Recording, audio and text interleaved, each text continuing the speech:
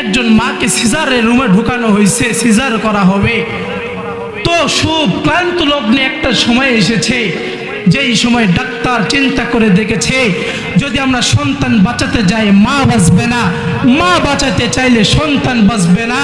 তো এবার ডাক্তার সাহেব তার আত্মীয় স্বজনদেরকে জিজ্ঞাসা করেছে যে আপনারা আপনাদের মেয়েকে বাঁচাতে চান নাকি আপনাদের সন্তানটাকে বাঁচাতে চান? যদি আপনার সন্তানকে বাঁচাতে চান তো মা বাঁচবে না, মাকে যদি বাঁচাতে চান তো সন্তান বাঁচবে না। অপশন একটা, ওয়ে একটা, হয় মা নয়তো সন্তান, হয় মা বাঁচাতে হবে নয়তো সন্তান বাঁচাতে হবে।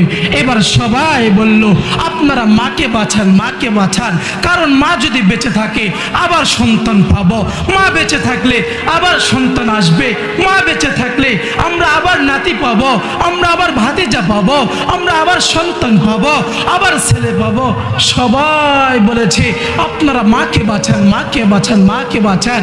মেয়ে সন্তান মারা যাক আমাদের আফসোস নাই, কারণ আবার সন্তান পাবো আল্লাহ দিলে। এবার ডাক্তার কৌতূহল বশত জিজ্ঞেস করেছিল, এবার মাকে জিজ্ঞেস করেছে। সবাইকে যখন শুনেছে সবাই বলছে মাকে বাঁচান। এবার ডাক্তার সাহেব মাকে জিজ্ঞেস করছে, মাকে গিয়ে বলছে আম্মা জান বলেন তো আপনি বাঁচবেন না সন্তান বাঁচাবেন? আপনি বাঁচতে চাইলে সন্তান বাঁচবে না, সন্তান বাঁচাইতে চাইলে আপনি বাঁচবেন না।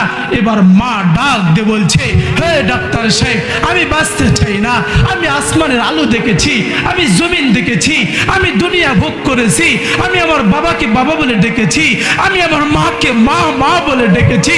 আমার সন্তানটাকে বাঁচান, আমার কলিজা টুকরা সন্তানটাকে বাঁচান।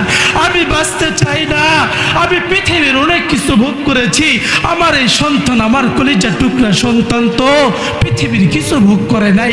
এবার ডাক্তার কৌতূহল বশত জিজ্ঞেস করলো, মা আপনি বাঁচলে তো আবার সন্তান আসবে, আপনি আবার তো সন্তানের ডাক শুনতে পাইবেন, কিন্তু আপনি মরে গেলে তো আর সন্তান পাবেন না, আপনিও পাবেন না। মা একটা কথাই বলে, আমি বাঁচতে চাই না, আমার সন্তান বাঁচান, আমি বাঁচতে চাই না, আমার সন্তান বাঁচান, কারণ আমি পৃথিবী সব ভোগ করেছি, আমার এই কলিজার টুকরা সন্তান পৃথিবীর কোনো কিছু দেখে নাই, সে তো আসমান দেখে নাই, সে তো জমিন দেখে নাই, সে তো আল্লাহর কুদরত দেখে নাই। আমি বাঁচতে চাই না, আমার সন্তানটাকে বাঁচান। সুবহানাল্লাহ বলেন, সুবহানাল্লাহ বলেন।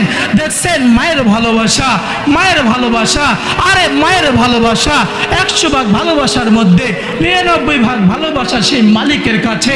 1 ভাগ ভালোবাসার কারণে কত প্রেমিক প্রেমিকার জন্য জীবন দিয়ে দেয়, কত প্রেমিকা প্রেমিকের জন্য জীবন দিয়ে যায়, কত মা সন্তানের জন্য জীবন দিয়ে যায়, তবুও ভালোবাসা ভালোবাসা ভালোবাসা।